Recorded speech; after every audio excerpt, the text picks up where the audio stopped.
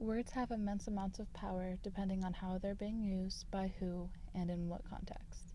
They can have ties to heritage, culture, ethnicity, nationality, where you live, what music you listen to, what you read, what you watch, your education level, your friend group, and so much more. A single word can have millions of different meanings to millions of different people, or it can mean nothing to all except for a few. I hadn't realized this until recently, though. Growing up in an Italian-American family, I realized at a young age that although I was very similar to my peers, I had a lot of differences. Holidays and family dynamics were different, food and culture varied.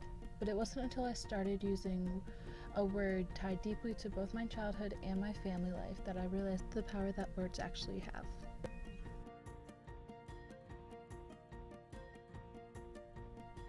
If I asked you what Baccala means, what would you say? When bringing it up to people, most had the same response, and it's not some kind of European dessert that your best friend's mom's neighbor's aunts made you that one time. After a few more guesses, you could always look up on the internet, although the best you would get would be some strange-looking recipes.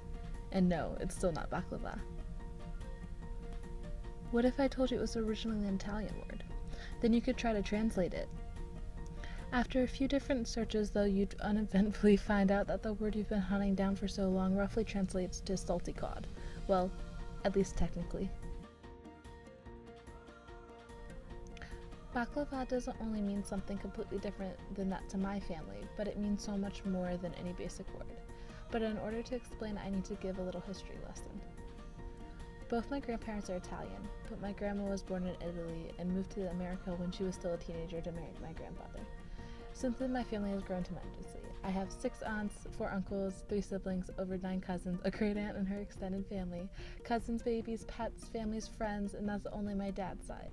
And just like the Italian culture and origin of the word, all my family has inherited the ability to be a Baccala. This isn't necessarily the best thing to be, though. I have very strong memories of family gatherings when I was younger of all my cousins running around causing trouble, my aunts and uncles joining in. Everyone would tease each other, things would get broken, and without fail my grandma would come out yelling, "Baccala!"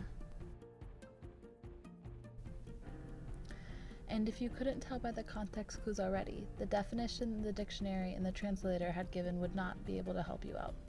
Baccala is nowhere near the recipe, nor do I live with a family of salted fish. Instead, it's used similarly to imp, rascal, or scamp. Basically a troublemaker.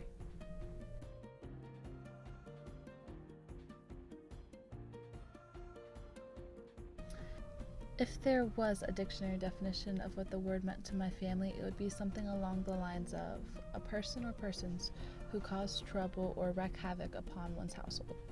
But this is such a flat definition for such a fluid and important word in my family's lives.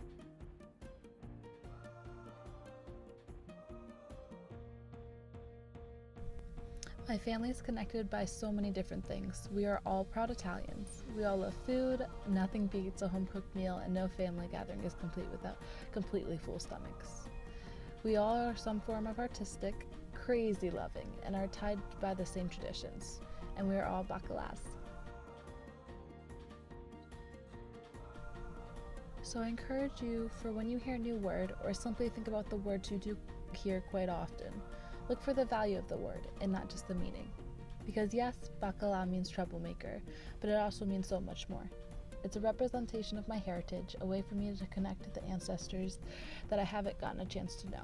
It means family and helps to tie together all of the people I care about. And most importantly, it means I love you, an easy way to hear it even when the exact words aren't there.